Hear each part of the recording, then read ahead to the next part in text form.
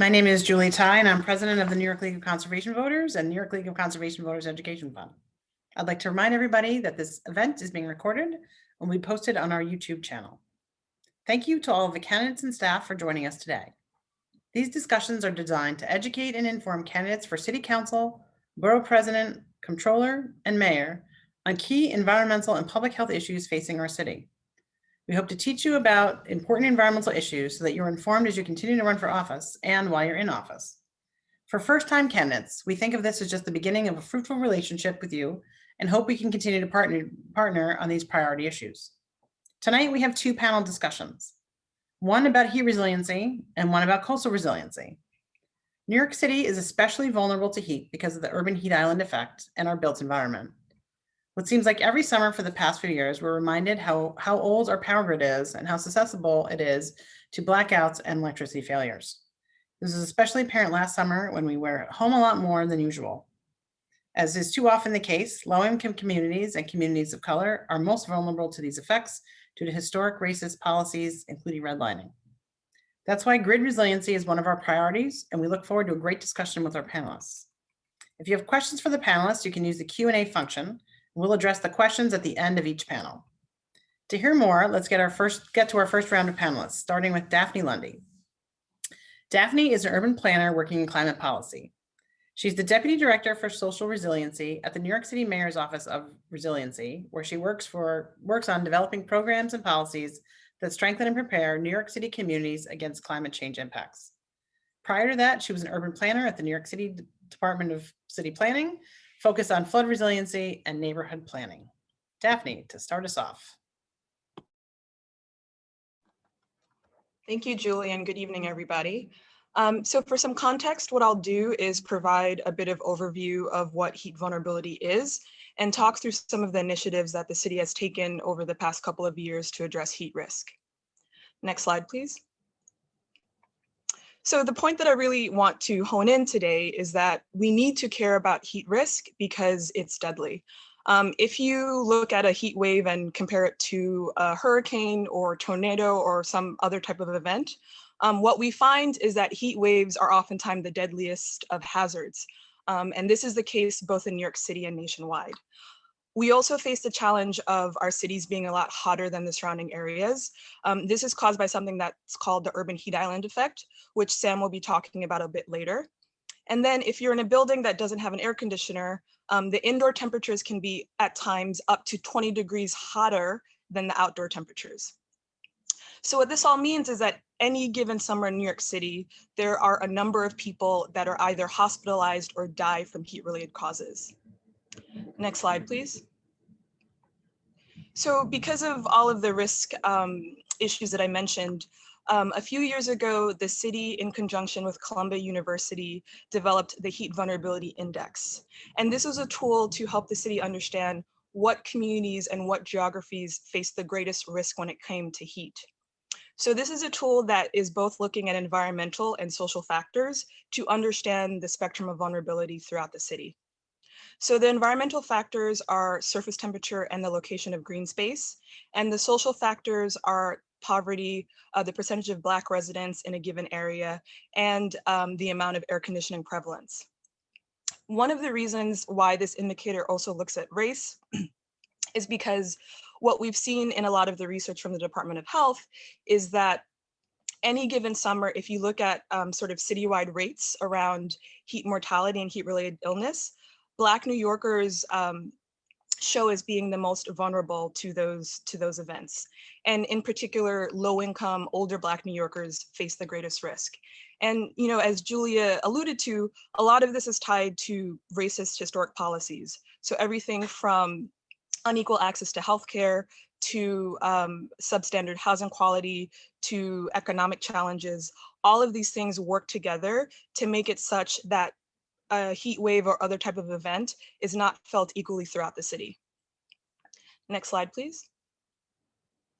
So to just put a fine point on this, I just want to emphasize the fact that inequality is exacerbating climate risk.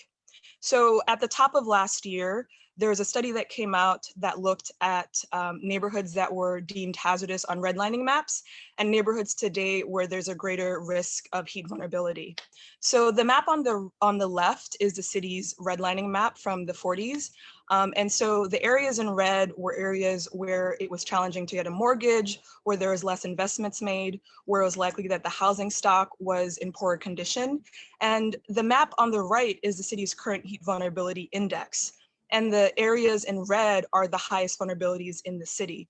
So as you can see, there's a huge correlation in terms of parts of Upper Manhattan, parts of the Bronx, and parts of Central Brooklyn that were redlined decades ago, but are currently facing heat vulnerability. And it really goes to, it really shows the fact that in working in climate adaptation, it's not only about understanding both the current and future challenges that we face, it's also understanding the histories of racist policies that make it so that certain neighborhoods are going to feel the brunt of climate risk over others. Next slide, please. So in 2017, the city launched Cool Neighborhoods NYC. This was the city's first heat mitigation plan. For the sake of time, I won't go through all of the initiatives, but I do want to highlight the tree planting program, Cool Roofs, and Be a Buddy NYC. Next slide, please. So as I mentioned earlier, one of the indicators for heat vulnerability is the lack of green space in particular neighborhoods. So in an effort to help to address urban heat island effect, the city allocated funds to plant both street trees and park trees in high heat vulnerable neighborhoods. And what this does over time is that as these trees mature, it helps to improve the overall tree canopy, which not only helps to minimize the temperatures in those neighborhoods, but over time also improves the air quality. Next slide, please. Another program I wanted to highlight is Cool Roofs. This is both a heat mitigation program and a workforce development program. So the city essentially provides free white roof coatings for affordable housing and community facilities. And a particular attention is given to buildings that are in these heat vulnerable neighborhoods that I mentioned earlier. And this coating has multiple benefits. By coating the roofs of these buildings white, they help to minimize the indoor temperature, which then means that there's less energy being required from running an AC. This also can have the benefit of helping to minimize temperatures when several buildings are clustered together and all have white roofs.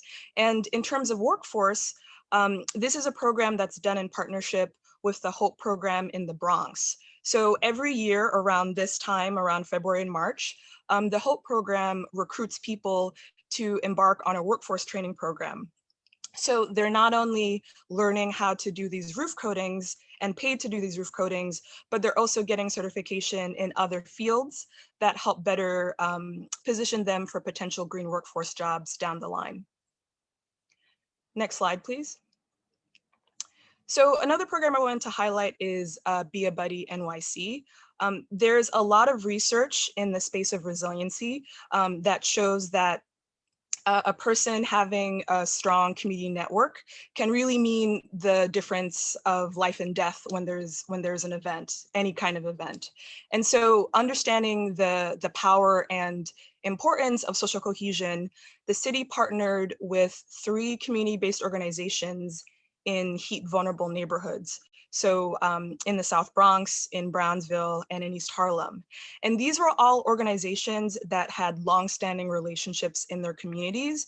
And in partnering with these CBOs, they were offered funding and training to be better equipped to understand climate preparedness and climate risk awareness.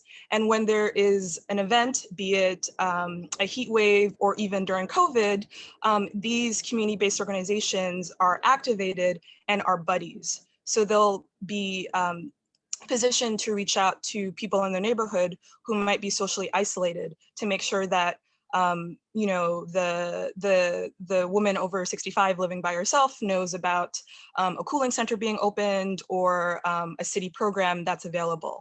And this was in an attempt to really leverage the power and trust that a lot of these community-based organizations have to spread more information about climate preparedness and risk awareness overall. Next slide, please. So because of all of the challenges we know around heat and COVID, the city had to really take another look at some of the existing programs and help to readapt them in a way that still provided cooling to people, but also in a way that minimized the risk of community transmission. So I won't go through all of the changes that happened in 2020, but I wanted to highlight the air conditioning program, Get Cool NYC, and the Open Street Cool Streets program. Next slide, please. So in a typical summer, ahead of a heat wave, the city will often do a number of initiatives. They will activate cooling centers. They will encourage people to go to a family member's house or a neighbor's house that has air conditioner. But because of the challenges of COVID, we knew that for a lot of people, it wasn't going to be safe for them to go to other spaces to cool. And so for that reason, the city allocated funding to allow people to cool in their own homes.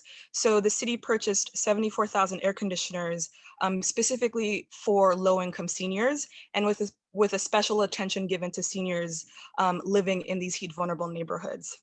And in addition to the air conditioning program, the city also allocated funds to provide energy subsidies to almost 500,000 New York City residents. And this was really to acknowledge the fact that even before COVID, there are instances where people have an air conditioner, but they don't run it. And it really comes down to the economics being challenging.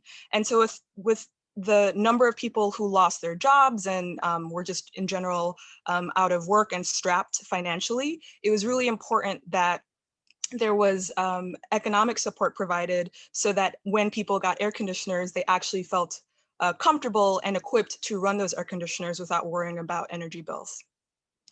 Next slide, please. So, you know, a lot of the focus was making sure that people could safely cool inside their homes, particularly people who are homebound or have challenges leaving their home. But there was also the reality that with COVID, with everything that's changed, and with the fact that we are all living in small apartments, that people needed safe spaces of respite in the public realm. And so for that reason, the city, the Parks Department, DOT, and some other partners really stepped up to highlight cooling opportunities in the public realm.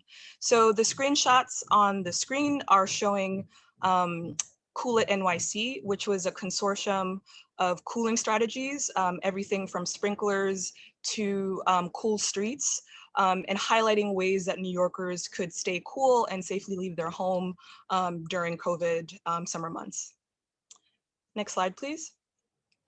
So there are many things I think that still need to be done, but the one big thing I wanted to highlight is that I think that there needs to be a lot more work to integrate our understanding of heat risk into a lot of our existing regulatory frameworks. So the image on the right is from the city's climate resiliency design guidelines, and it's a tool that provides strategies on how to build and retrofit different types of sites to address different types of climate hazards. But to date, it's only a set of guidelines. It's not embedded in our existing regulations. And I think as we continue facing future risk, we need to make sure that through all types of planning decisions, regulatory decisions, we are doing them in a way that acknowledges climate risk. And so in the same way that we've updated our building code and zoning code to address flood risk, I think a similar attention needs to be given to heat as well. I think we could also do a lot more work to expand green infrastructure and cooling in the public realm. And then lastly, I think a special attention needs to be given to our community-based organizations to make sure that they have the funding to do the amazing work that they do. I think we saw last year the way that many of these groups had to step up and go above and beyond. And it's really critical for us to find ways to better support that work and ensure the capacity of these groups for years to come. Next slide. So that's all I have, and thank you. That was a great presentation to kick us off here, Daphne. Thank you so much for that. Our next panelist is Sonal Jessel. Sonal is the Director of Policy at We Act for Environmental Justice. She's responsible for advancing the organization's policy agenda at the local, state, and national levels. In addition to leading our New York City policy initiatives and the Northern Climate Action Plan. Prior to joining WEACT, she conducted research in energy and security, housing, and public health at Columbia University and coordinated clinical trials at Weill Cornell Medicine. Over to you, Sonal. Thank you, Julie. Thanks everyone for coming, and Daphne kind of set me up perfectly here. Again, my name is Sonal, and I am the Director of Policy at WEACT for Environmental Justice. Next slide. So WEACT for Environmental Justice is a community-based organization. We have been organizing to build healthy communities since 1988. We are the first environmental justice organization established in New York City, and first Black-led organization established in New York City in environment. And we have, since 1988, been organizing to build healthy communities. We particularly focus on the catchment areas of Harlem, Washington Heights, and Inwood. However, as Julie said, we work in policy on the citywide, statewide, and federal-wide levels. Next slide. So these are our focus areas at the moment. We have a very extensive history of doing organizing work around clean air. We work now, especially as like a growing issue in climate justice, which is what I'm going to be talking about today.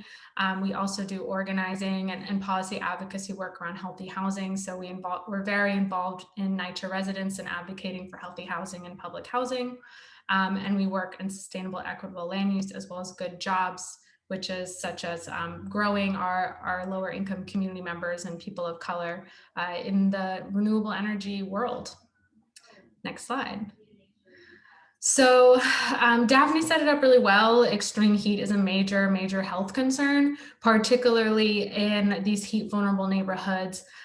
For WEACT, that's Central Harlem and East Harlem being really high heat vulnerability areas. It's true as for a lot of neighborhoods in New York City.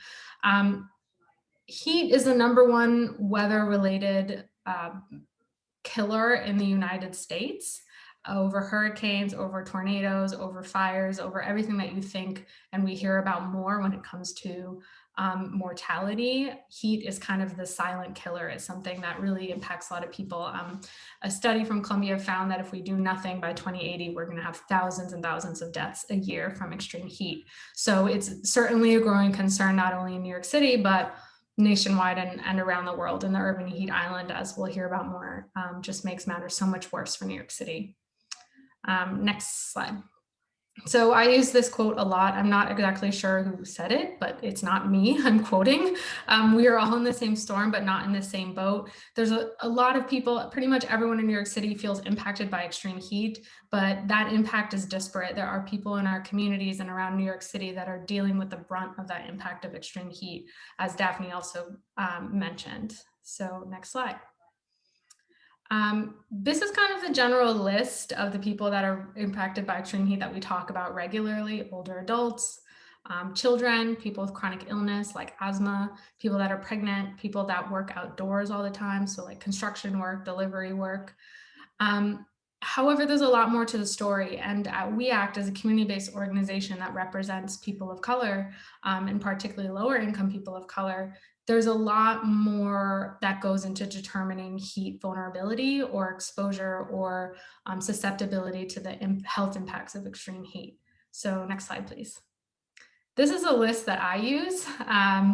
People that live in older, poorly maintained apartment buildings, especially in New York City, are very at risk to extreme heat. And a lot of that comes down to having adequate energy to cool yourself off when you're at home. Or that can even just mean like having a building that's not retaining temperature well, or letting your cool energy from your AC escape very easily. That could be just a building that contains a lot of other issues, such as poor ventilation. So you might have mold, so you might therefore have asthma and be dealing with this health impact that makes you more likely to be impacted by the heat. But there's also other things like living in crowded apartments. It's very common for New York City, living in neighborhoods with less green space access. And that's very much tied to redlining. That's tied to neighborhoods that have received investment over time versus neighborhoods that haven't.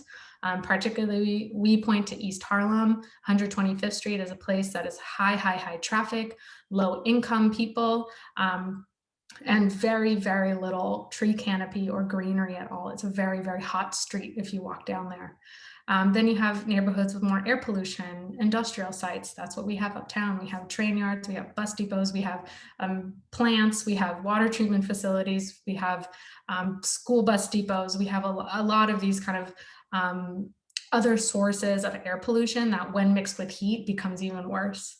And then people that have been exposed to air pollution across the lifespan. We know even with COVID, this is something people have been talking about a lot, is that people that have chronic respiratory illness are more susceptible. And that is particularly people of color across the United States. And then we have people that are just dealing with so many other hardships that how do you even start to think about the weather? How do you start to even think about preparing for something like extreme heat, which to many people doesn't feel like it's a major risk, even though it is. Next slide. So one thing we saw this summer as a community-based organization, we were responding really directly to COVID-19 and to connecting our members with resources to be safe in the pandemic. One thing that we noticed really quickly was that extreme heat was coming. The summer was coming. People are going to be indoors a lot more, and we are not prepared for that. Next slide. So this is just a map that kind of drives the point home that Daphne already kind of mentioned, which is that the same neighborhoods that were impacted by COVID-19 the most, and this map was taken from last summer, there's a lot of overlap with the neighborhoods that are dealing with heat vulnerability. So what we were looking at, and still really are for this summer too, is the same people that are dealing with extreme heat are dealing with COVID, and a lot of the risk factors that make you kind of more likely to have a severe case of COVID or more likely to have where you're going to experience heat illness are actually the same ones. Next slide. So we at the beginning of maybe about a year ago, started to launch what we're calling our Heat, Health, and Equity Initiative. And this is basically an initiative seeking to address the issue of extreme heat as a growing concern in communities of color and low-income communities. And a lot of our heat work originally came out of our Northern Manhattan Climate Action Plan, which is what we planned basically a vision of Northern Manhattan that's climate resilient or adapting to climate change or mitigating climate change in a way that the community wanted. So we brought in 400+ community members to do this visioning. And this all happened in the wake of Hurricane Sandy. And what we heard over and over again was that extreme heat was a major rising concern for our residents. So we've involved ourselves in this new initiative where we are planning and advocating for different solutions around extreme heat. Next slide. So basically what we did was we convened 4 different visioning sessions. We had over 125 residents in Northern Manhattan that came, and we basically asked them really open-ended questions. What are you dealing with when it comes to extreme heat? And what came out over and over again was a concern about cooling and energy. So that's kind of what we're focusing on now as we're moving forward in advocacy with this work, is focusing on how do we make sure people are cool in their homes, which is a chronic issue that low-income people are dealing with, and how are we making sure people have spaces to cool down publicly around New York City. Next slide. So, you can skip that slide. Next slide. So I'm just going to focus on the cooling center bit of this. Daphne kind of talked about it, but Cooling Centers in New York City is a program that's part of New York City's Cool Neighborhood program. It's part of their plan for addressing extreme heat in New York City. Cooling centers are basically public places for people to go and cool down on a heat advisory day. They're usually libraries, senior centers, community centers, places like that. Next slide. And the Cooling Center program, I'm actually not going to say much about this. Daphne covered it, comes from our Cool Neighborhoods NYC report. Next. So we embarked on kind of a process of understanding how well cooling centers work in New York City a couple of years ago. We found essentially that not a lot of people were going to cooling centers. They were hard to find. People on the street didn't know they existed. And when they went, there just wasn't a lot there. It wasn't really a compelling place for people to go to stay on a really hot day. I mean, imagine a really hot Saturday. Are you going to choose to go sit in a like community center that doesn't really have much to do, or are you maybe going to just kind of deal with the extreme heat so you can kind of go about your day? It's we found it wasn't really compelling to people, and people just didn't really know about it. Next slide. So this is just a picture of the cooling centers during this summer. I mean, the city reacted to COVID-19 and tried to open cooling centers, which was the right thing to do. However, they had to open them in like classrooms, and that just ended up not really getting a lot of people. So basically, we have just been in a process of envisioning how are we going to solve and make cooling center programs better. And that's a big part of our advocacy that we're going into this summer and are going to be working on for the next couple of summers. Next slide. So generally, these are kind of the points that we've found that our members wanted to see improved. So they wanted to see more public communication, extending hours and days that it's open. They want staff in these places to know how to recognize signs of heat illness.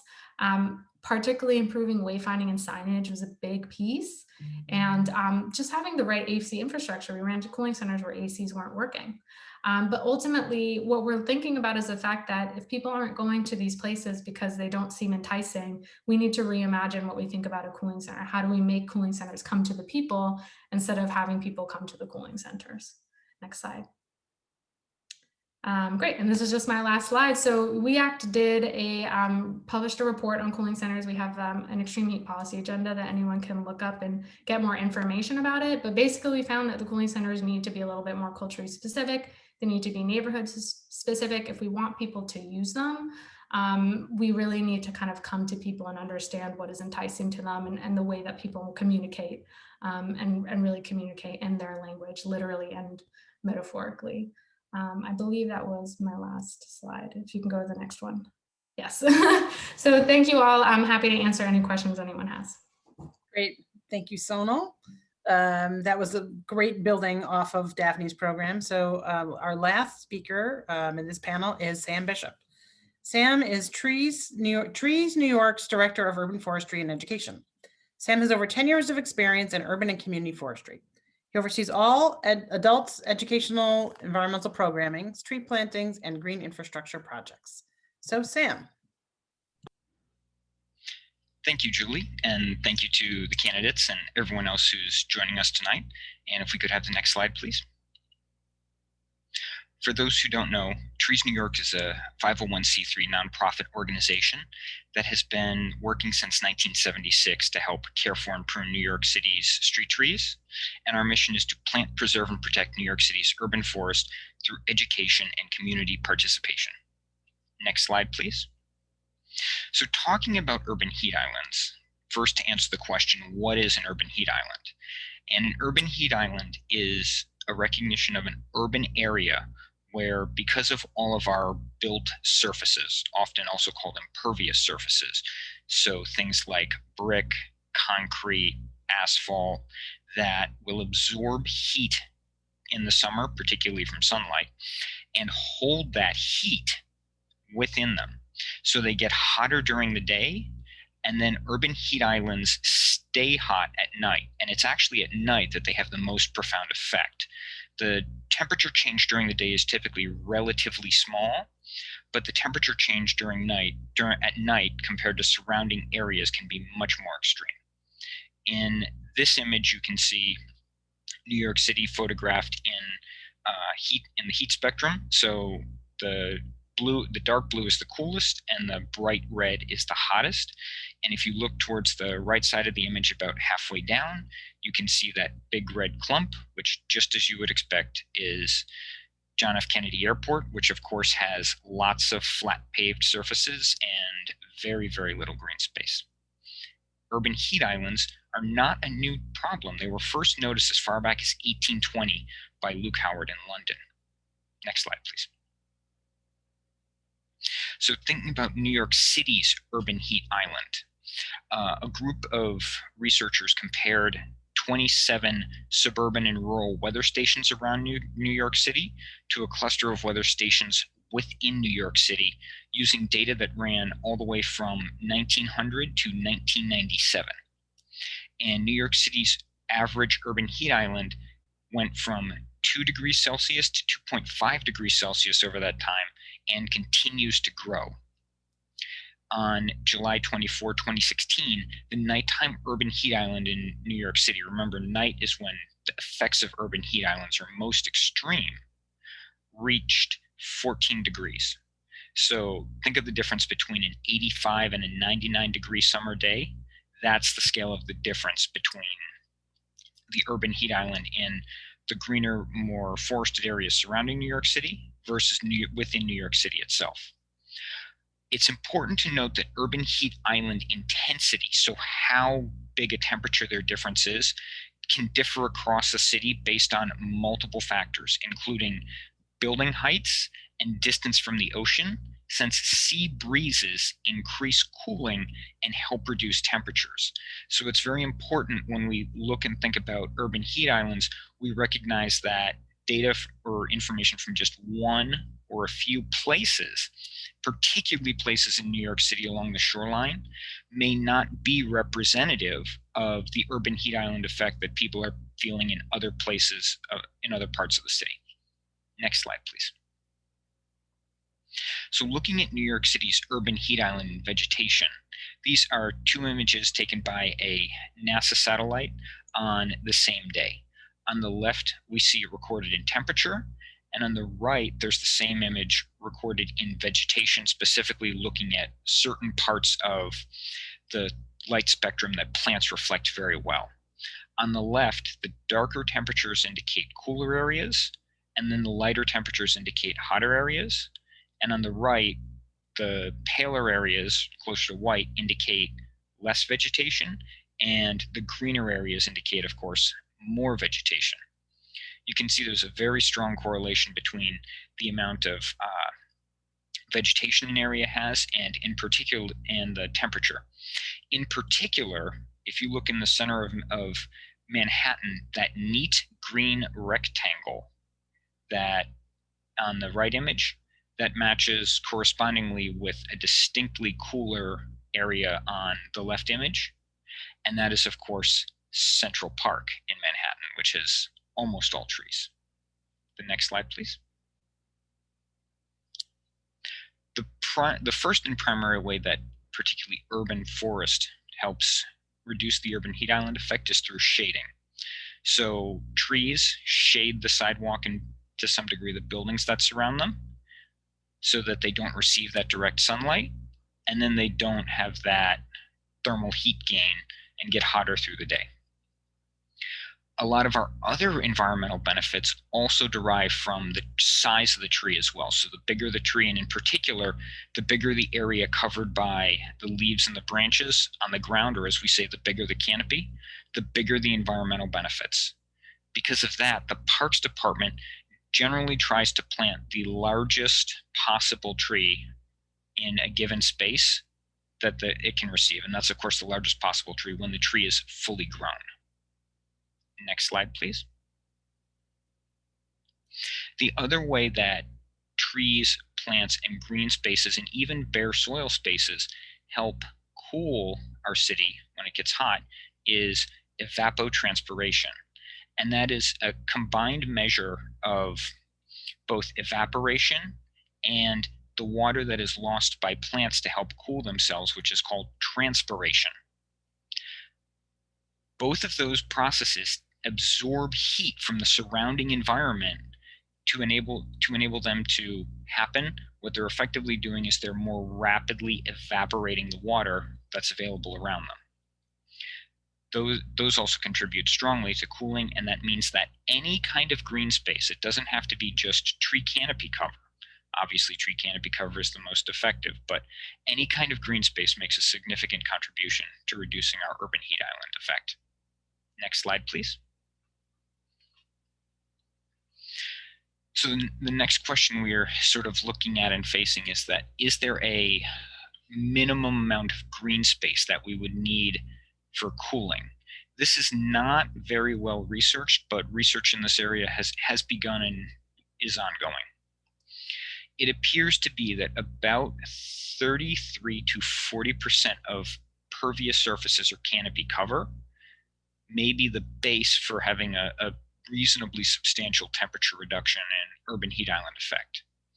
That means that if you were to take an overhead photo of a particular area, when you look at that photo, 33 to 40% of the area in the photo that you're looking at would have to be either the tops of trees, that tree canopy that we talked about, or green spaces before you begin to have a meaningful temperature reduction.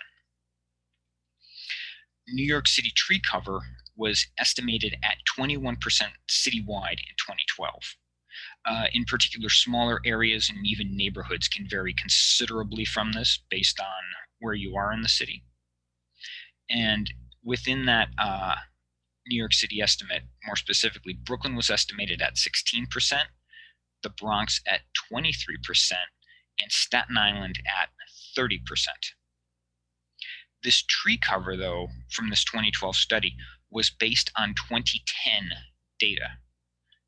It did not include a lot of the trees that were planted by the Million Trees New York City planting program, which at that point was only a few years old and would run for another 7 years worth of planting. That means that a lot of that data is those tree canopy numbers are probably too small.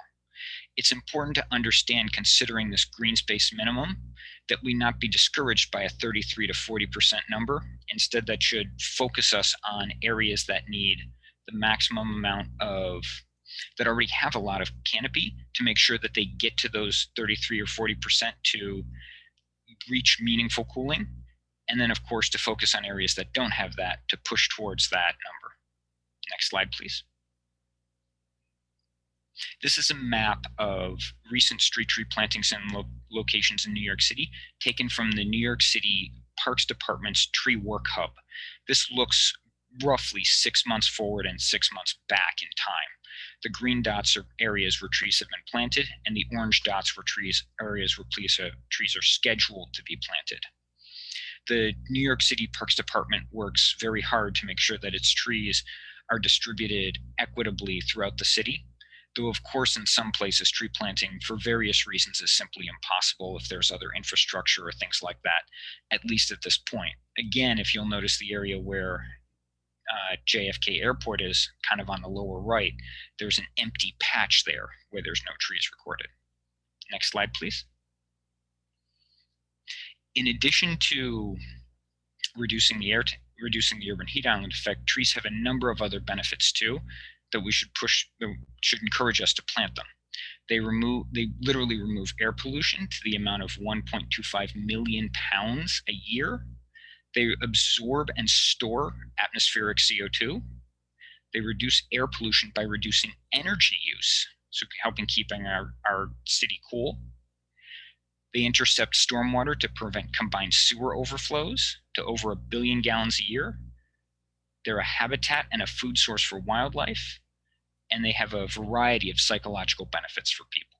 Next slide, please. Thank you very much. If you wish to reach out to us, my contact information, I think it's not quite clear there, but it's sam@treesny.org. Thank you. Thank you so much. That does wrap our panel. So we are going to take some questions, but while we are waiting for questions to come in, we do have a very short poll for folks to answer, and we can get all of our speakers on our panel can come back to video.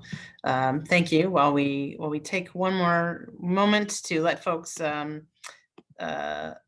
prepare questions. I can figure out how I lost my, there we go. Too many buttons on Zoom. All right, we'll give folks just a second to answer our poll question.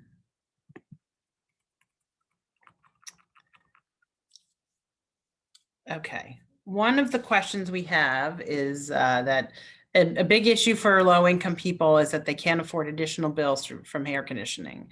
In particular, NYCHA and other public housing, there's an added charge every month that they have an air conditioner. This year, NYCHA didn't charge the fee because so many people were staying at home.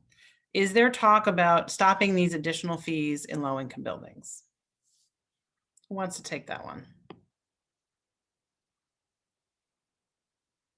Sonal, you were nodding your head.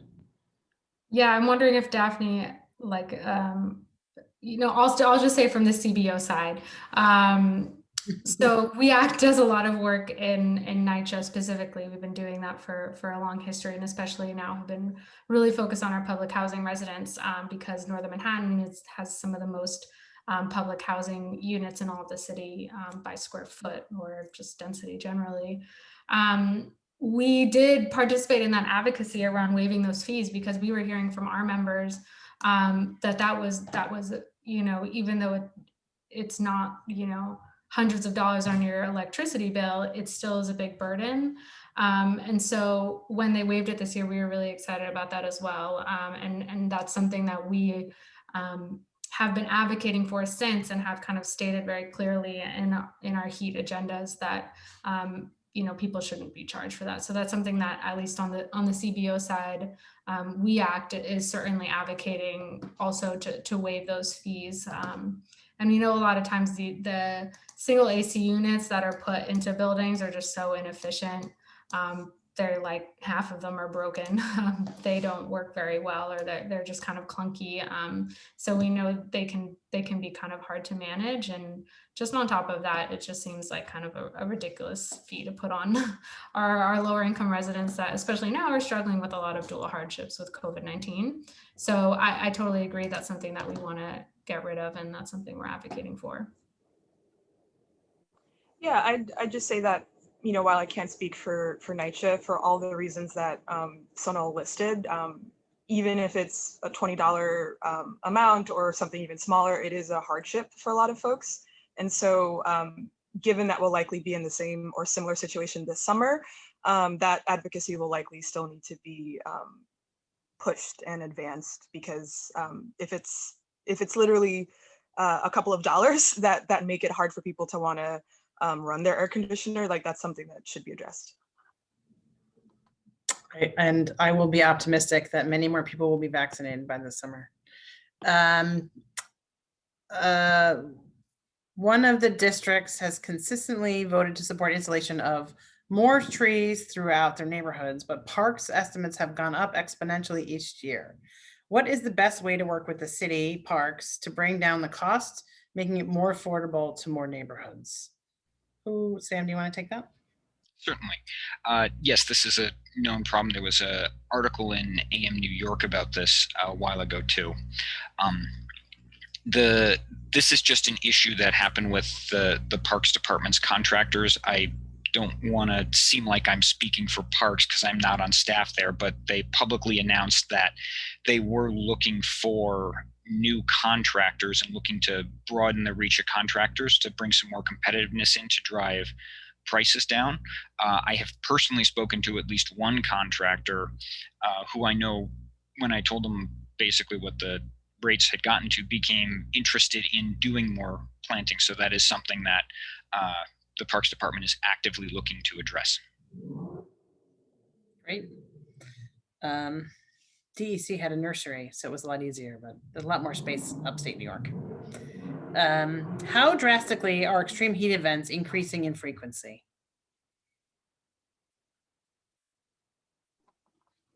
So based on the projections that we get from NPCC, the New York City Panel on Climate Change, we're basically foreseeing that by 2050, we'll have triple the number of days over 90 degrees.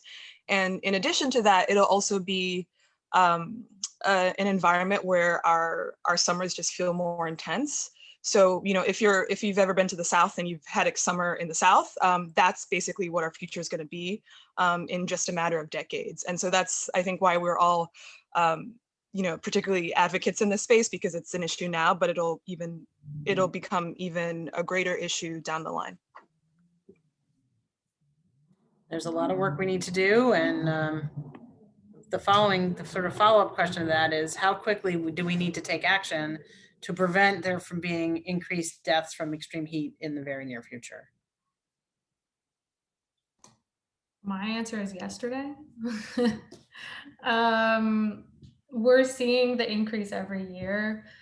Daphne kind of put up the projections of over 400 people are hospitalized, and we have a lot of deaths every year. And even that count is hard to get. It's hard to put a true estimate or truly track heat-related deaths or heat-related illness in anywhere. But so it's probably, I won't say the scientifically because those are the scientific estimates, but I imagine it's higher of the people really impacted. So we need to act now. I mean, not only because extreme heat as an isolated event is risky for people's health, but there's no extreme heat event that's not tied in with some other type of hardship that people are dealing with.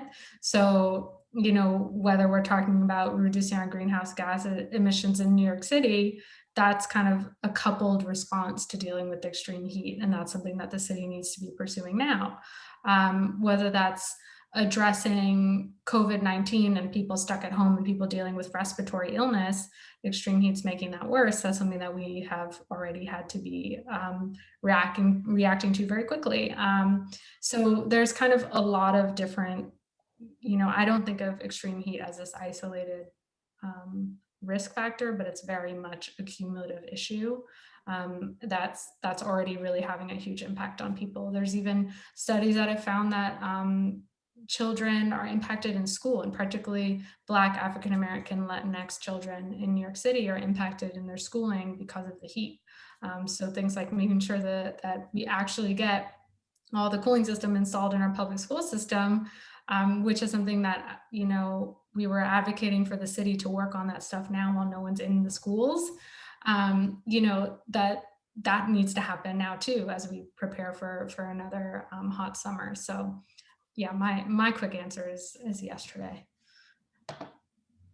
Yeah, and I just wanted to build off the point that Sunil made about heat risk not existing in a vacuum. I think more and more we're seeing the ways that heat risk is exacerbating a lot of existing chronic diseases that people have. So, you know, exacerbating respiratory issues or exacerbating, you know, health issues that just make you more exposed and more vulnerable when there is a heat wave event.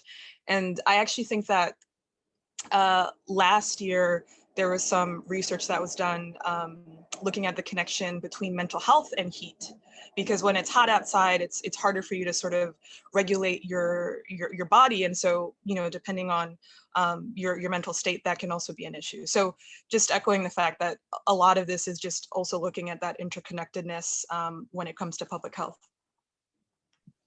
Great, which one of the folks had pointed out the relationship with public health there. Are there federal or state funding sources to either pilot or address some of these issues? Anybody know? So on the federal side, there's the FEMA BRIC program, which is called, which is an acronym that stands for Building Resilient Infrastructure in Communities. It's BRIC, so sometimes I forget the acronym, but that's the program, and it's a program that basically provides funding to do climate adaptation. It's usually used for projects that are for flood resiliency, but there's growing advocacy to really try to push FEMA to rethink the program to make it possible to use it for more heat mitigation measures. So everything from you know, thinking about expansion of ecosystem services, or thinking about ways to invest in community hubs or resilience hubs. Like, I think there's like a growing body of folks that are trying to push for more flexibility and expansiveness in federal programs like FEMA BRIC. I'm going to add on that. So the Department of Environmental Conservation has an urban forestry program that has funds available to help with trees, planting of trees in cities. Oftentimes in places for different reasons, but oftentimes for places where you have the loss of tree species due to invasive species. as you have sometime in New York City with the Asian longhorn beetle. And I will say that the state passed a bond act that would have provided funding, including for resiliency from heat as part of their climate bond act, the $3 billion bond act that was passed in 2020. Unfortunately, due to the state's financial position, it didn't go forward at the 2020 ballot, but it's something that we're hoping will happen either in 2021 or 2022. And if the law passes again as it was written last year, then there would be funding available explicitly to deal in part with issues related to heat or radiant highland effect. So that is something that we will be looking out for sure. We have time for, I think, one last question. Folks, there was a question about if an increase in heat could be a reason to expand solar panels. Is the transport of solar energy efficient enough, and are the panels environmentally friendly? We know there are some other issues. Does that help, or does this exacerbate the heating impacts that you see in the urban heat situation?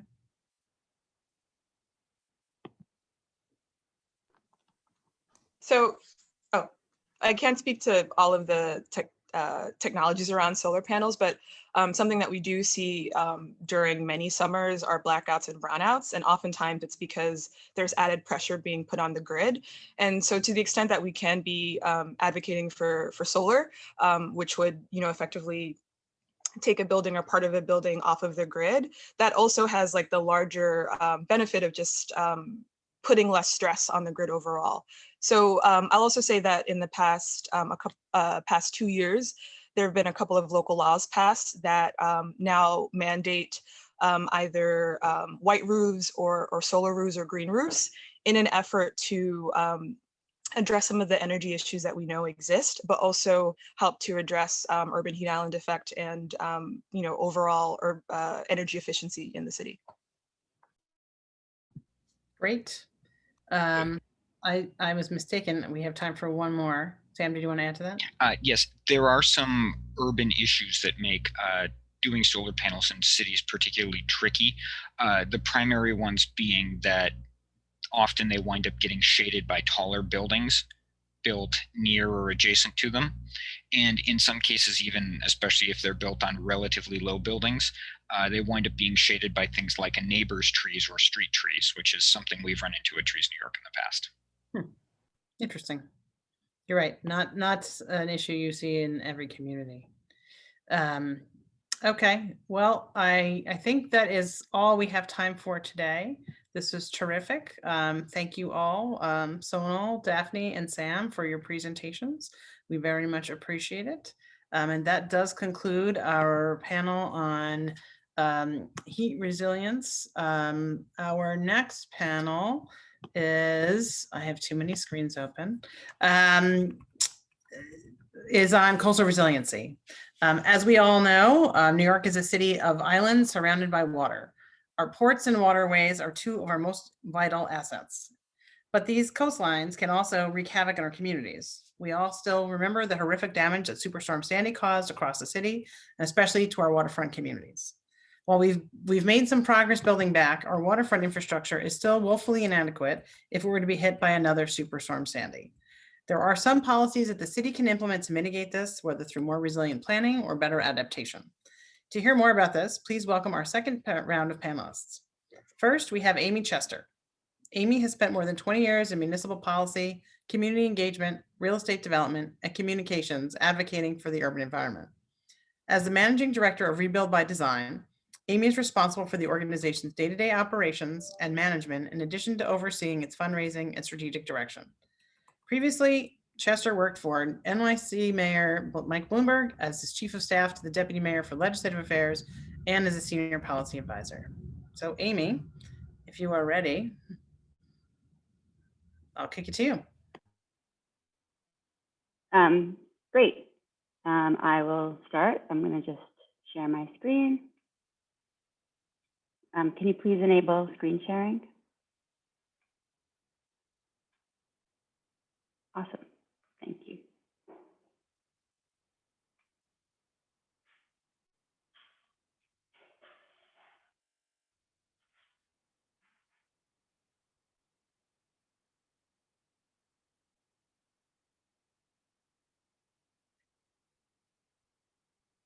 So hi, everybody. My name is Amy Chester, and I'm the Director of Rebuild by Design. Thank you, Julie and Carlos and your staff for having us here tonight. We're really excited to be able to introduce ourselves to all the great candidates who are out there who also care as much about New York City as we do. So Rebuild by Design is a process that brings together global expertise and local regional leadership to work on multidimensional problems that harness and cultivate strong stakeholder support and government leadership. We do that in 3 ways. The first is large-scale regional design competitions, and you might remember Rebuild by Design kind of roots started after Sandy here in the Sandy-affected region with a large-scale design competition. We've also done one in the Bay Area. We have innovative processes where cities around the world have come to us to help solve a problem, and we connect them with global expertise and connect them with stakeholders on the ground. And lastly, we do research and policy. And as I mentioned before, we got our start during Hurricane Sandy. This is what Hurricane Sandy looked like about 8 years ago when it was hitting New York. And I think everyone remembers the destruction that it left our region in. 650,000 homes were damaged or destroyed. It hit 13 states, over 8 million people without a blackout, without power. And what it revealed to us is the interconnection between physical resilience and social resilience, and that you cannot solve one without looking at the other. And the idea of social resilience began with Eric Kleinenberg's research. Rebuild by Design is part of the Institute for Public Knowledge at NYU. And Eric is the director of that institute. And he wrote a book a long time ago about the Chicago heat wave and looked at the discrepancies of deaths in different neighborhoods. In 1995, Chicago had a heat wave. It lasted a number of weeks and killed 700 people. He looked at 2 neighborhoods that were very similar, both lower income, both had the same ethnic demographic, both had the same crime rates. And one of the neighborhoods had about 100 less deaths than the other neighborhood. And he really wanted to understand why. And what he found is that the neighborhood with less deaths, the people knew each other. They trusted each other. They checked on each other. And that was the kind of the beginning of the idea of social resilience, and that communities fare a lot better when you have those community connections. So regardless of whether or not the government is able to respond, your community can respond to you first. And then recently he wrote another book called Palaces for the People, and he talks about kind of social infrastructure being physical places around cities, such as libraries, and I recommend that you read that. I think we all know why we're here. This is kind of the #1 issue is climate change in terms of the environmental front. As our urban population is growing, so is our temperature and our storm intensity. At the same time, its sea level is rising. And this is not just New York City, it's a New York State issue. Rebuild by Design did a bit of research and looked at disaster declarations, just looking at flooding in the past 10 years, from 2011 to 2019, and found that every single county in New York State has had disaster declarations. And you can see how many of them have had more than 5. So Westchester, Delaware County, Herkimer County has the highest. And it was really eye-opening to us and eye-opening to me as someone who grew up in New York City to realize that climate change is not just a coastal issue, it's a riverine issue, it's a Great Lakes issue, and we're kind of all in this together and need to figure out how we're going to solve this problem. And part of the reason why we don't know how to solve the problem is because we use these funny languages when we talk about it. We talk about these 100-year storms as being something that will happen once every 100 years, but that's not actually happening anymore. It's happening more frequently. And a 100-year storm is twice as likely as getting a straight in poker. But by 2050, it's going to be more likely than getting 3 of a kind. Sorry, it's not advancing. Okay. So we also looked at the question of who lives in the floodplain. And these maps that you're seeing kind of consecutively are the 2020, 2050, and 2100 floodplain. And what we found is that there's 1.3 million people, or 14% of the population of New York City, already lives in or adjacent to a floodplain. And over half are in areas that are considered low income by HUD. And that number will increase to 2.2 million by 2100. And then we also looked at the racial and ethnic breakdown of New York City to understand, better who these people are. And we found that 56% of the people who live in or adjacent to the floodplain do not identify as white. And in 2100, that number will rise to 66%. So we know we need to do something about it. We also know that there's been a lot of studies that have shown that $1 invested in flood infrastructure saves $6 later. It saves $6 in our public health and our property value, enhancing ecology and cleaning our water. So it really makes sense to spend ahead of time. So we have this question about how we want to protect ourselves, and we need to make a lot of decisions, and that's really what I'm here to talk about tonight. So do we want to wait and let nature take it what it wants, or turn New York City back into some place that's quite green? This is an example of nature taking over. This is actually my friend Jennifer's house in Oakwood Beach in Staten Island. This is a place that I used to go to have barbecues and hang out with my friends from high school there. And her neighbor's house slid off the foundation and slid into her house, and her house slid away. It's really a horrible circumstance. And I show these pictures because you can see what it looks like when nothing has happened in the community and nature has actually come back and really taken back what was there before. Here's another example. It's in San Juan in Puerto Rico. This is after Hurricane Maria. This is what the beach looked like before. This is what the beach looked like right after. And this is what the beach looks like today. And that's because we as humans continue to put things back the way they were. So we have a question to ourselves of, or do we adapt? And what does adaptation look like for a really dense environment like New York City? Here's some pictures of how Venice has been dealing with flooding for the past 100 years. And here's how they've adapted. They actually just put out these walkways and pretend that everything is completely normal. Tourists tend to have fun, but actually it's a major, major health risk. And it's a major interrupter to their economy. So then there's a question, can we have both at the same time?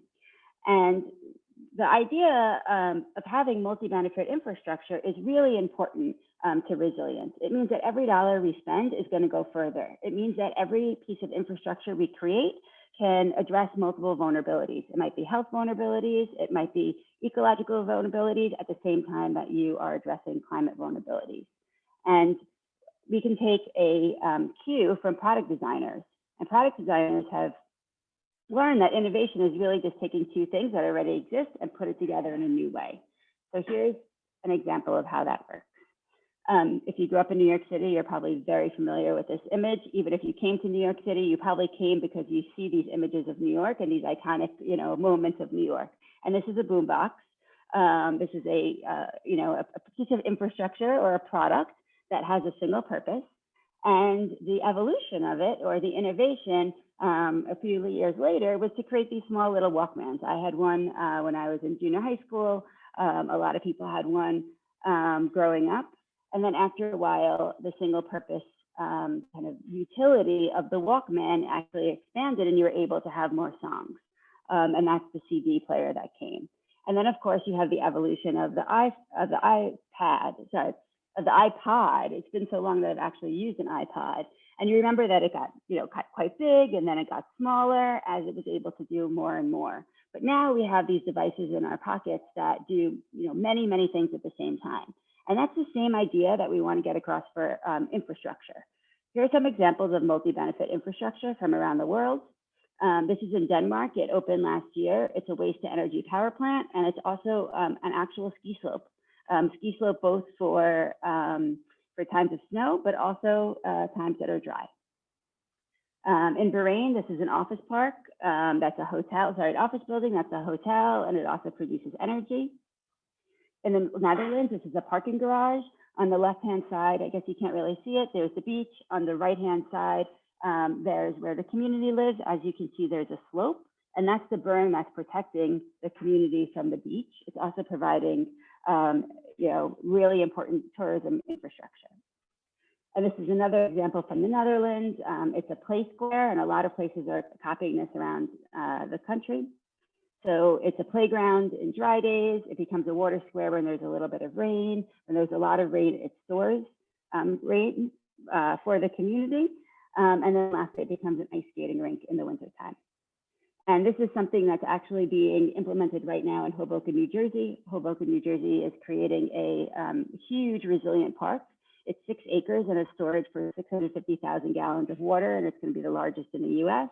And it even has a ice skating rink idea. It has a basketball basin to be able to store water. It has fields that are badly needed in Hoboken, and Hoboken's an area that has a lot of challenges with flooding.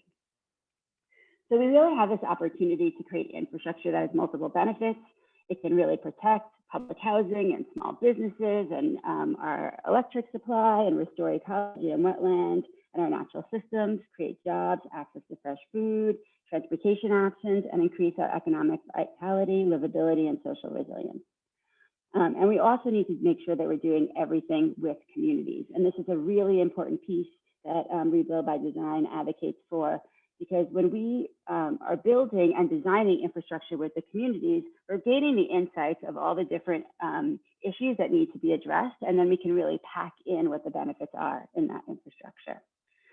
We have some more examples of this in a book of the Hurricane Sandy region of infrastructure. I'm just going to give 3 plugs of projects that are happening in New York that are examples of this, more or less to different extents, that are being implemented as a result of our challenge. The first is the Big U. Really quickly, this is the idea behind it was to create multi-purpose infrastructure that would hug Lower Manhattan's floodplain and would protect public housing from the Lower East Side. It's one of our largest concentration of public housing in one of our most diverse neighborhoods, improve recreational space by building it into parks, creating safe access to the waterfront over and under highways, and improving our connectivity and enhance biodiversity. The second of which is actually in Staten Island. It's breaking ground this year. This is the Living Breakwaters project, and these are offshore breakwaters that you can see kind of at the bottom of your screen that are being placed in Staten Island that will stop the wave attenuation that's causing the erosion, that's causing the flooding. So it won't completely take out flooding, but it's going to take out the strength of the waves that hit the shoreline and hit the homes that are there. It's also going to restore ecological habitat because it's going to be created in a way that it's going to have reproduce oysters. It's going to create recreational opportunities and going to have an education boat that kind of stays out there, and people are going to be able to kayak to it and learn more about oyster gardening. It's going to build more community and create more economic development. And then lastly, in Hunts Point, this is our project that is very underfunded. So if anyone's running in the Bronx, I hope you will take this on. The Hunts Point Lifelines is a really exciting project that looks at the neighborhood of Hunts Point, which is the neighborhood that holds our food storage for the entire region. And it connects flood protection with clean ways and eco barriers to get down to the waterfront, increases livelihoods and jobs, and then has backup energy for the supply chain. So here's a picture of what it looks like. Thank you very much. I'm happy to answer any questions. Great. Thanks, Amy. Our next speaker is Karen Imus. Karen is the Waterfront Alliance's Senior Director of Programs, overseeing programming, advocacy, and outreach to advance and build consensus around waterfront issues. She brings significant experience crafting public affairs strategies in the nonprofit, private, and public sectors. Previously, Karen was Managing Director at Connolly, McLaughlin & Wallows, a New York City-based government relations firm where she led political advocacy and communications campaigns for a wide range of clients across industry sectors. Karen. Thank you, Julie. Thank you, Carlos, and the whole New York League team and fellow panelists. It's great to be here this evening, and hello to all the City Council candidates.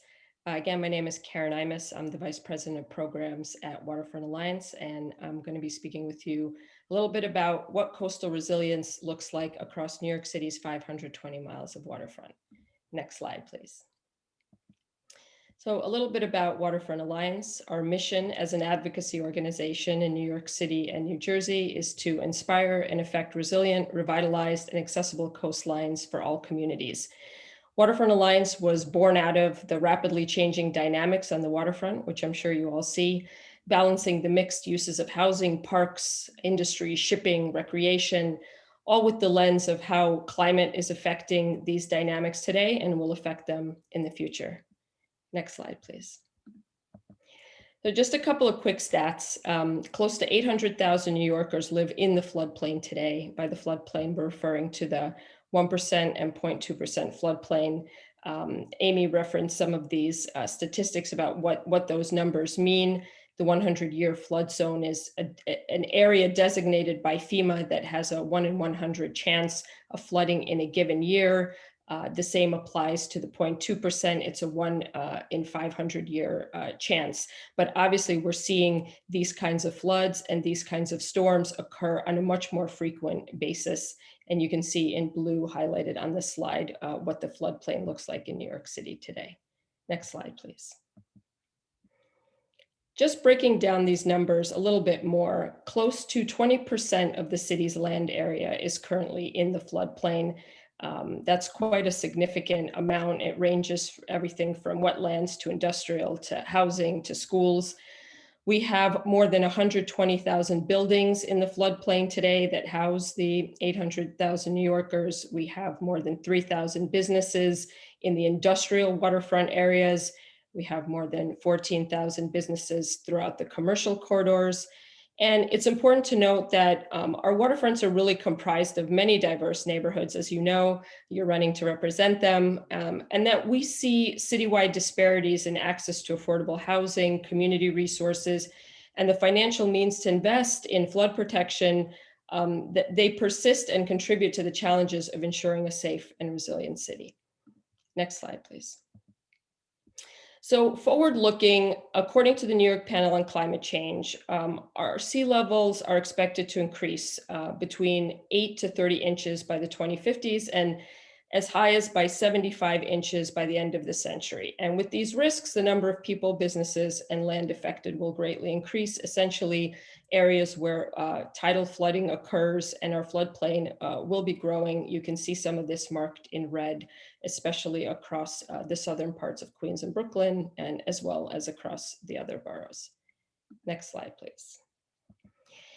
And obviously, it's not just numbers we're talking about here. It's our culture, it's our recreation, it's our institutions. I highlighted Nathan's on the boardwalk, obviously a New York landmark. And it's the way people interact and touch the water and experience our waterfronts. Climate change is already impacting New York City every day, disrupting commutes, flooding homes, damaging infrastructure, imposing serious physical, financial, and health risks. And when you look at the sea level rise numbers, acute shocks like Hurricane Sandy, the current COVID crisis, we know that impacts are borne unequally, with low-income communities and communities of color bearing often the most severe impacts.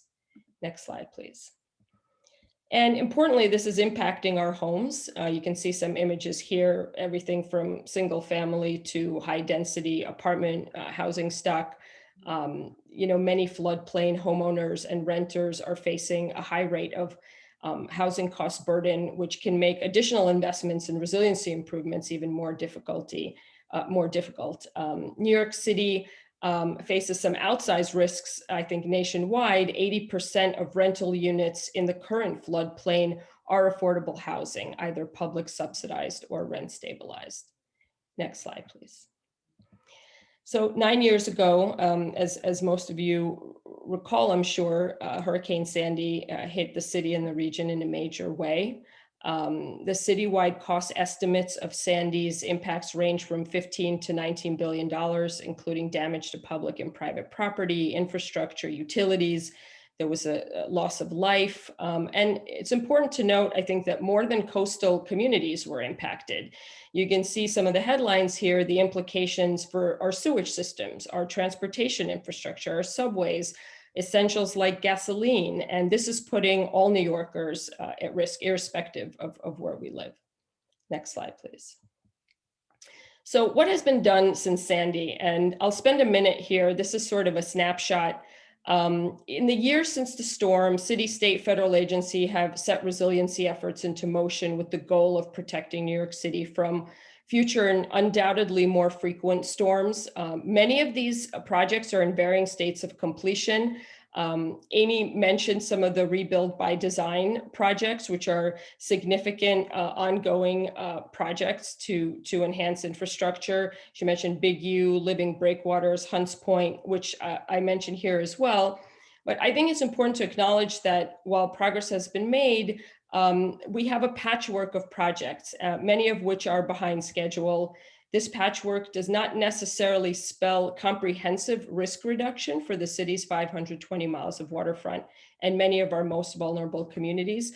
And this may be one of the biggest gaps in how we are looking at climate resilience today, these sort of gaps across the 520 miles. Just to highlight a couple of these projects and investments, the Rockaway Beach Boardwalk was completed in 2017. There was a project in Seagate, which was a joint venture by the Army Corps and the city to sort of strengthen a piece of beach along Coney Island. There are projects in Staten Island, some of which are somewhat delayed, as well as in Red Hook. And it's important to note that 35 NYCHA developments received resiliency funding through FEMA. Next slide, please. So as we kind of highlight, as we go from the last slide, which sort of highlighted the coastal defenses, right? We also have to look at our buildings. And I think one of the things Hurricane Sandy really highlighted was the vulnerability of the city's buildings. Homes built prior to modern building codes suffered the most damage, while those built to more flood resilient construction standards were less impacted. And buildings in the flood zone really need to be designed or retrofitted to reduce damage from current and future flood events. This is important for homeowners, business owners, and looking at options like elevating mechanicals and nature-based strategies and working with the building footprint in different ways is a really important undertaking in terms of how we prepare for future flood risk. The city has recently introduced something called zoning for coastal flood resiliency to update a number of rules that were put in place post-Sandy. It's currently in the ULURP process and will likely open the door for more retrofits across the floodplain and innovative green design. Next slide, please. So there's no silver bullet. There's no one single solution. There are solutions at different scales. There's code at the building scale. There's zoning and land use policy. There's regional and federal policies aimed at adapting to climate change and sea level rise. I think an important note that Amy made in her presentation about evolution in infrastructure and in thinking about what does innovation look like at the water's edge is really important. We often like to refer to the state of the waterfront in many places as esplanadia. It's the sort of concrete esplanade, the perimeter that surrounds the waterfront, and thinking about what is the evolution after that? How do we create public access? How do we create climate resilience? And this is going to take a lot of different solutions. Next slide, please. So as you can imagine, this is a highly complex regulatory landscape. Coordination is key. There are a whole host of city, state, and federal agencies that govern coastal resilience that have to work together. Some of them are listed here. It's like an alphabet soup of agencies. It's time consuming and complicated to get projects funded and off the ground. This is a slide picture from the Staten Island Seawall project, and it just gives you a snapshot of all the different actors that are involved in making a project like that happen. And I think as future elected officials at the city level, you will likely encounter some of these dynamics with waterfront and climate infrastructure projects in your district. Next slide, please. There are also a number of plans and processes that the city has put into place over the years to provide sort of a vision for or best practices for our coastlines and climate resilience. This includes the New York City Comprehensive Waterfront Plan, which is issued every 10 years. There are climate design guidelines. There's park flood resiliency guidelines. There was sort of the macro plan NYC under the Bloomberg administration, which ultimately morphed into one NYC under the de Blasio administration. There's a waterfront management advisory board. And these are all really positive structures to have in place, but it's also sometimes difficult to collectively see the impact and the progress among all of these different moving parts. Next slide, please. So what's missing? One of the things that we're thinking a lot about at Waterfront Alliance and advocating for is how we have a comprehensive resiliency strategy for New York City that really takes into account all 520 miles. This would look at management and citywide coordination, risk and vulnerability assessments that really help guide the thinking around where to invest, where to create more resiliency, and to make sure that these processes are equitable and community driven. And that resilience is a lens that all of our infrastructure planning includes, and that we're also thinking about these projects and these plans with an eye towards the green workforce. Next slide, please. There's sort of two things I wanted to highlight specifically that Waterfront Alliance has been working on. One is something called the Rise to Resilience campaign, which is a coalition of more than 100 groups from New York and New Jersey that's advocating for urgent policy, governance, and financial changes to address our region's climate risks. And the other thing I'd like to mention is something called the Waterfront Edge Design Guidelines, which is, if you think about LEED as a certification system for green buildings, WEDGE is a certification and rating system for design and infrastructure at the water's edge. This is really about pushing higher standards, pushing for innovation, going beyond existing code, and encouraging considerations of sea level rise and climate risks into standard practice for the real estate and design industries when they are building on the water's edge. Next slide, please.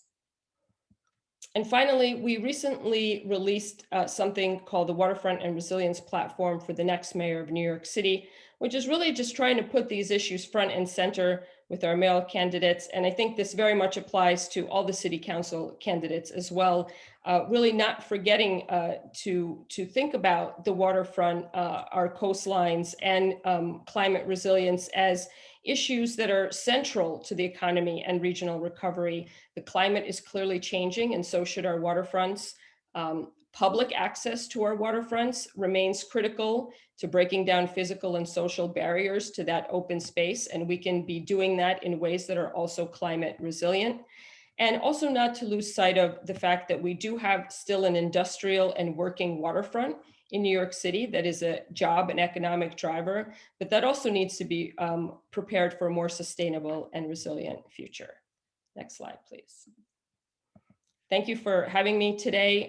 Happy to answer any questions about anything I presented today. Thanks again. Karen, thank you so much. We have one more panelist before we get to Q&A. We have Judah Asimov. Judah is the Senior Manager of Planning and Outreach at the Rockaway Initiative for Sustainability and Equity, or RISE.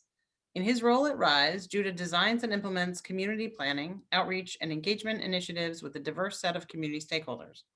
Prior to joining RISE in 2015, Judah worked in politics and communications. Judah holds an MS in City and Regional Planning from the Pratt Institute.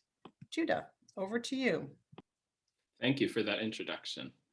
So I'm going to be talking about coastal resilience from a local or community-based organization perspective. And I'm going to use Rockaway as a case study where most of my work is based. And I think it's a really important and good case study because it really shows the disproportionate impacts flooding has on low income and communities of color. Next slide, please. But first, just to give you a little bit of an introduction to RISE. We're a community-based organization. We've existed for about 15 years, and our mission is to provide civic engagement and youth development programs that advance social equity and the physical well-being of all Rockaway residents. Next slide. And we're based in the Arvern neighborhood of the Rockaways. We have a community center there called the RISE Center in a firehouse redeveloped from the 1920s. Thanks, next slide. And so just to give you a little bit of an introduction to the Rockaways, for those who don't know, it's an 11-mile long peninsula. It's located in southeastern Queens. And as you can see, it's surrounded by water on 3 sides and uniquely vulnerable. It's also isolated from most of the rest of New York City. You can see that little pink circle is where our center is located. Next slide. So the Rockaways is also extremely segregated. This map shows the racial composition of the Rockaways. You can see on the western part of the peninsula, which is the left side of this map, the communities are whiter and wealthier. And as you go east, they are predominantly Black and Hispanic and also less wealthy. And I think because of this segregation, the Rockaways can also be seen as kind of a microcosm of the New York City waterfront. If you go to the beaches on the western part of the peninsula, you'll see they're better maintained. There's more public access to the waterfront. There's more resources. Most of the food concessions are along the beaches there. And when you go east, you'll see they're not that well maintained. There's not that many lifeguards, almost no concessions. Next slide. And so this kind of illustrates what I mean. This is the Jamaica Bay Waterfront on the eastern part of the peninsula. You can see if you look at a map, this is labeled parkland, but it's not really inviting, it's unmaintained, and it's not really opened to the public. And this is a major environmental justice issue, and kind of the starting point when we think about coastal resilience and climate change and flooding. Next slide. So this is, we've talked a little bit about Sandy already tonight, but the Rockaways was devastated by Storm Sandy. The flood depths where Rise is located were as high as 7 feet. And I show this map just because I think it's easier to see when you're really zooming in on a neighborhood or community level. It's easy to imagine the devastation of 7 feet of water and this major storm surge, the destruction on houses, cars, and businesses. Next slide, please. But the issues with flooding are not just in major storms.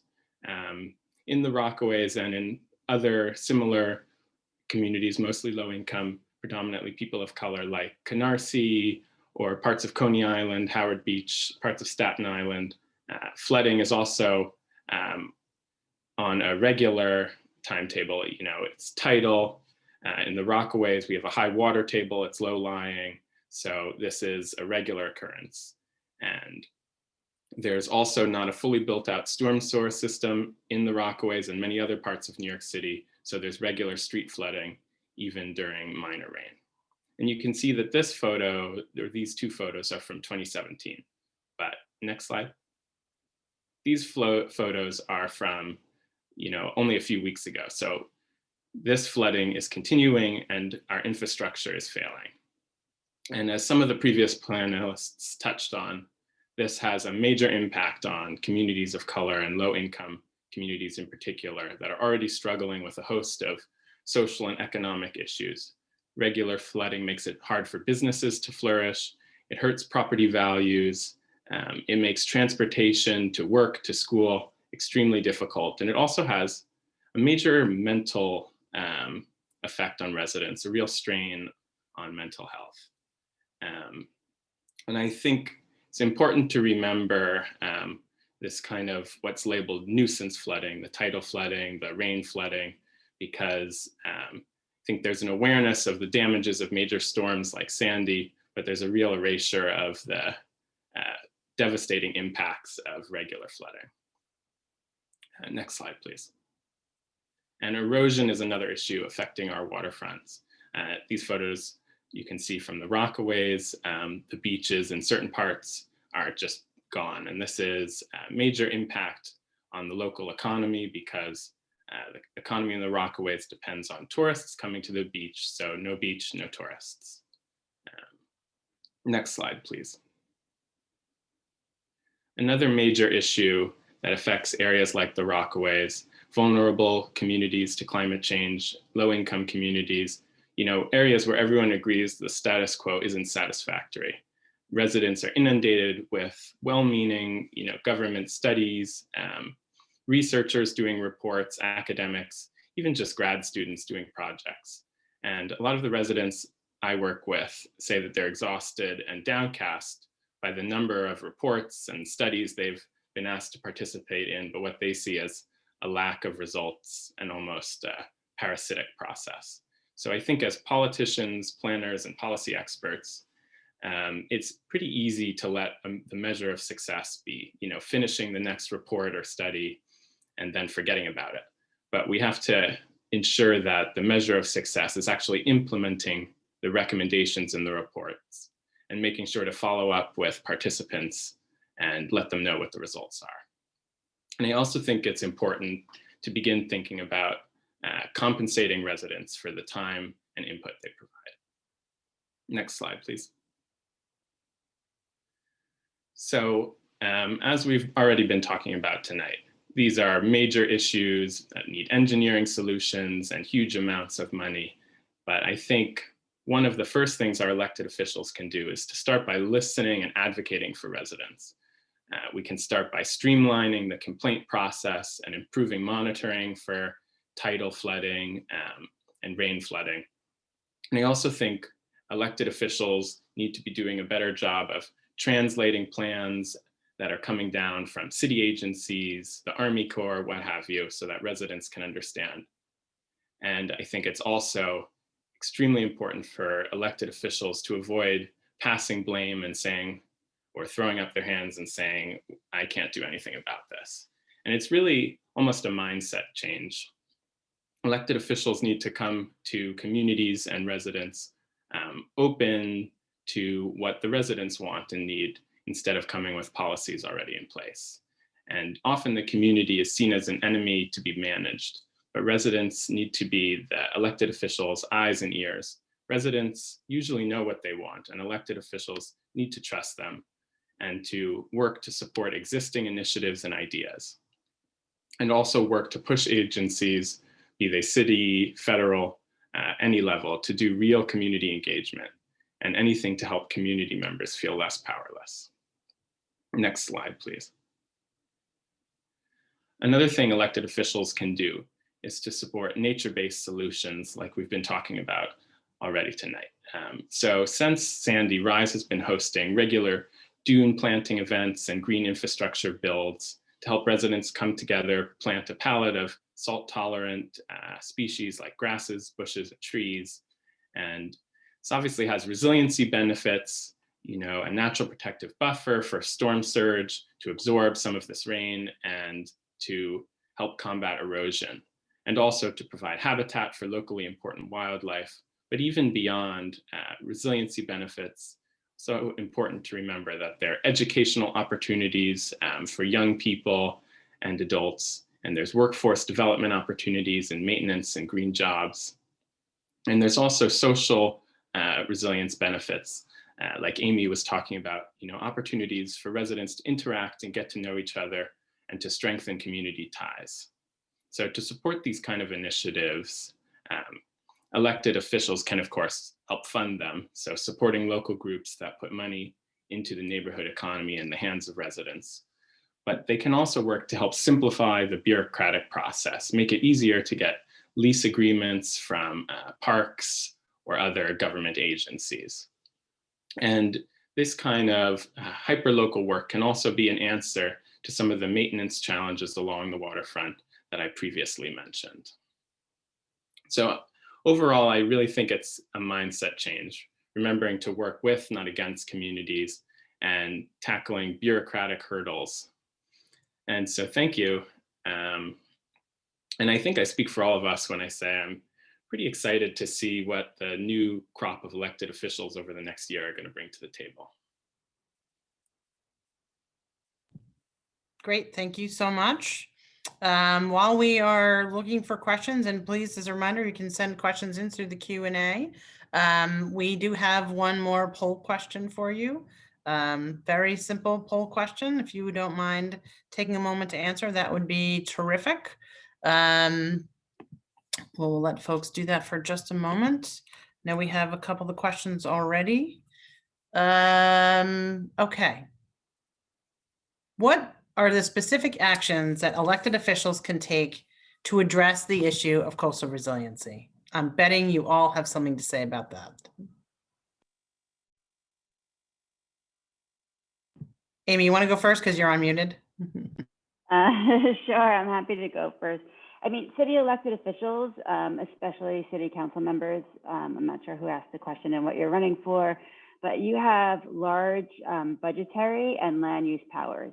You're going to be making a lot of decisions about the future of where we build, how high we build. Should we build in places that are going to be challenged by water or already challenged by water, right? Rockaway. How should we invest our capital plan, the 5-year capital plan, the 10-year capital plan? So you really have an opportunity to prioritize all of these issues. And I'm sure that everyone on this call would be more than happy when you get elected to work with you on that. Anyone else want to weigh in? I'm sure you have others. Sure.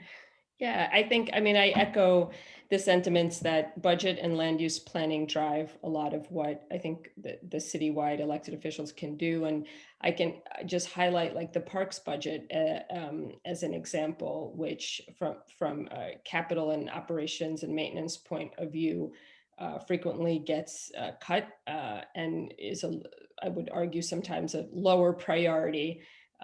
Maybe that's probably putting it nicely. It falls very low on the totem pole in terms of the city budget. Yet our parks, and I'll speak about waterfront parks, are often suffer from infrastructure that's falling apart, lack of access for communities that are really itching for more quality open space. And they can be thinking about how to integrate open space and resilient infrastructure. So even just thinking about the city budget and those needs, parks specifically for sure, I think is one thing to take note of. And on, you know, on land use, definitely, you know, we see a lot of applications come through the land use process, and you know, sometimes the outcome at the waterfront, let's say, you know, sometimes the outcomes are what I'll refer to again as esplanadia, which is our sort of term for what I would argue is the low bar, sort of the concrete walkway that is, you know, hard infrastructure and provides access with sort of the view. But there is, and again, to sort of, I think, steal Amy's good thought on like the innovation thought process, there's so much more that's possible at the water's edge that can bring both resilient but also cost benefits over time that we should be exploring when we look at how we build, when we look at land use applications, that takes a closer look at ecology, things like wetland restoration, and really not view that as like bells and whistles, but view that as good planning, good strategy for how we protect the city for the future. And I agree with what both of the other panelists have said. I also want to highlight that I think elected officials need to also work as advocates and use their megaphones to really push for some of these exciting new ideas like Amy and Karen have been mentioning, and also push, you know, all levels of government to really get involved. And don't forget about community engagement and community opportunities to get their hands dirty and take part in the maintenance and things like that. Great. Can I also, sorry, add to just give a little perspective? You know, flood resilience is like this hot potato inside of city government because it's nobody's responsibility right now. So the Parks Department has to kind of absorb all the cost of what it would take to create parks infrastructure that would be resilient and then to maintain it, or our street infrastructure, Department of Transportation, or Department of Environmental Protection. So no one's really thinking about how we do this collectively. So I think one of the other big things is to really bring all the agencies together and to create, you know, one fully funded strategy of what we want the city to be and to look like before Mother Nature makes those decisions for us. And we're going to end up having to, you know, move and retreat a lot faster than we might otherwise. So it's an excellent lead up to a question of, if there were to be another Sandy, how prepared are we?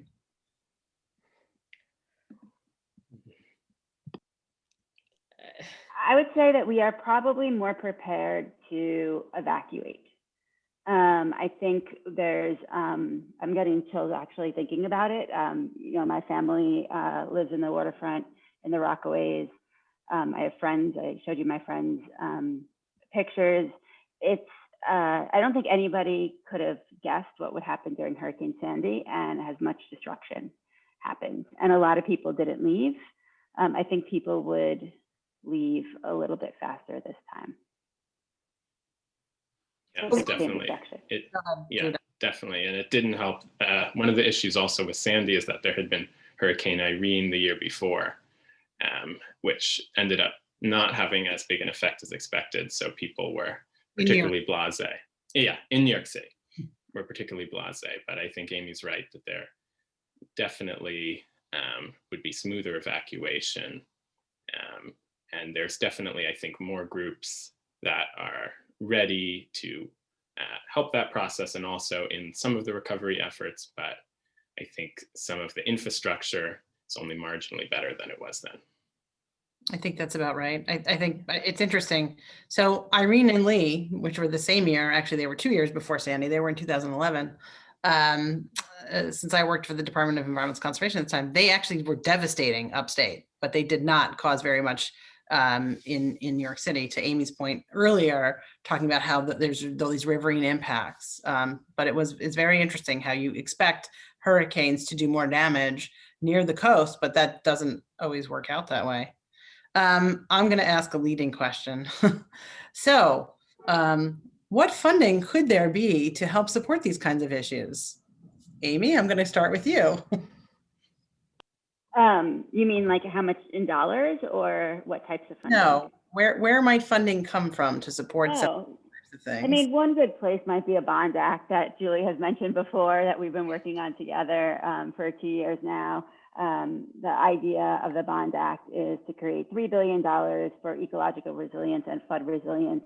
It also has a kind of an overlay of a 35% of the money that would go to environmental justice communities, a lot of which are in New York City. So it's something that's really important to New York City, not only to New York State.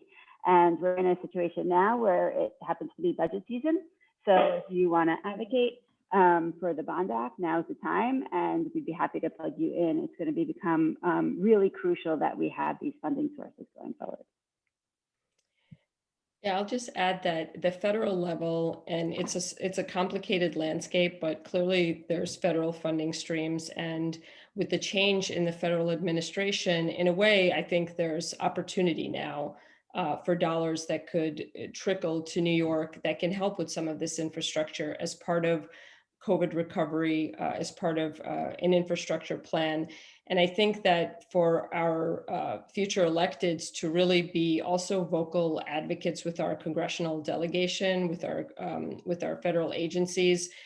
Just as an example, the U.S. Army Corps had a study going, it's referred to the HAT study, that was looking at different infrastructure projects in the harbor that ranged from like a massive seawall to smaller infrastructure protection systems. And the problem with this was that it was poorly funded to begin with, and then the Trump administration pulled the program altogether. And so, you know, we could sort of argue like the merits of the wall or the seawall versus some of the other infrastructure approaches, but without the funding to do the study at all, we're not even looking at what, you know, what are some of these big solutions. So I think, you know, one perhaps optimistic perspective right now is that we have an administration that's looking at these issues. And that, you know, one thing we're looking at Waterfront Alliance is how to reinstate some of the funding for these Army Corps studies and Army Corps projects that will start to look at these issues and projects. And I'll add sort of I think, a slightly macro perspective here is that a lot of what we're talking about is sort of climate adaptation. And sometimes I think in the way we talk about climate change, the adaptation side gets a little bit lost in the sauce because there is so much of a focus on climate mitigation and emissions, lowering carbon-free economy, lowering emissions, which is super important. Clearly, I think everyone here is, you know, pro renewable energy, pro you know, lower carbon economy. There is certainly crossover between resilience and renewable energy, but adaptation really, it can start today. There are things like this Resilience Bond Act and making infrastructure investments and how we're building our parks, building codes and guidelines. These are things that can be implemented today. And I think the case in Texas, there was actually a really good New York Times article with what's happening there and showing how some of the local infrastructure was just could not handle the Arctic temperatures. We can be facing the same dynamics here, whether it's heat or cold or flooding. whatever climate risk, you name it. And so we have to be thinking about those adaptation strategies at the same time that we're thinking about climate mitigation. I think that's a great point. Actually, when we talk about our priorities on climate change, it's always, talking about renewable energy and transportation and efficiency, and then resiliency, because we've already messed things up so much, right? So that's happening. It's like those are sort of our big picture 4 planks on climate change. Can I also add, Julie, that there's also an enormous amount of opportunity to create jobs, and all of that money gets pumped back into our economy. The large-scale infrastructure that we're going to need to build are the types of jobs that are good-paying jobs. They're the types of jobs that we can start, training folks now and investing in training opportunities to make sure that we have an entire class of, a generation that knows how to operate the new infrastructure that we're going to have. So I think these are long-term investments that we can prioritize. I would be shocked if assuming there's a when, they do a federal stimulus bill, that the infrastructure bill that's part of that, if they did not incorporate building more resiliently, to all of our infrastructure, including roads and bridges and tunnels and wastewater, and making our communities more resilient. And one thing Amy didn't mention about the Bond Act is actually it, for the first time, talks about doing buyouts of buildings that are in floodplains that have not yet been damaged by flooding. Because right now we have a, wait until it's impacted strategy, instead of, the opposite of what Ben Franklin would tell us, right? We're not paying for the ounce of cure. We're waiting until we have a damage, and then we go and fix it later. Can I just add, Julie, I think it's really important to just raise this idea of manage, retreat, and buyouts, because I think it's something that swirls around and a lot of elected officials kind of run away from. I think that there's going to be places where people are going to choose to leave, and there are going to be places where people are going to choose to stay.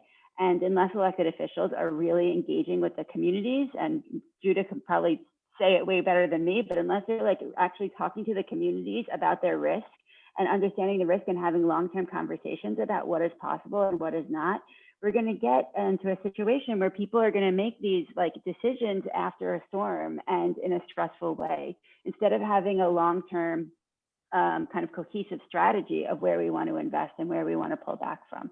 So I think one of the things that the next kind of mayoral administration is going to have to do is start having these long-term conversations. Not that anybody needs to leave right away, and not that anybody would need to leave if they didn't want to leave, but as you mentioned before, some people might want to leave, and here are opportunities that they could be bought out ahead of time before things get too bad. Mm-hmm. I definitely agree with Amy. I think the next administration also just needs to think more creatively and really broaden the conversation. Often thinking of managed retreat, the discussion's been with homeowners, but thinking about the times when certain neighborhoods and areas will be unlivable. I worry most about the renters who really can't afford to go anywhere else and are left out of the conversation and are not really being provided for. Thank you, Judah. And it's also a lot of people who have lapsed in their flood insurance. We saw this a lot. There's a really good report came out from the Furman Center on this. There's just a lot of good data showing that kind of lower income and middle income homeowners, lapsed on their flood insurance, didn't get the FEMA dollars. They weren't able to get their places up and running again. And then renters were kind of left high and dry. And that's a huge issue for New York City. Yep.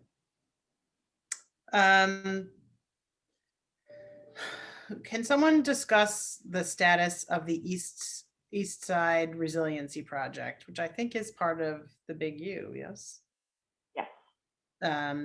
So the question is, can the project be stopped? I will say this, the league has supported this project publicly, just to be very clear as far as that goes. So we have been in favor of the project moving forward. But does someone want to speak more explicitly as sort of what the status of that project is? Sure, and I think it's a really good point of education in terms of working with communities.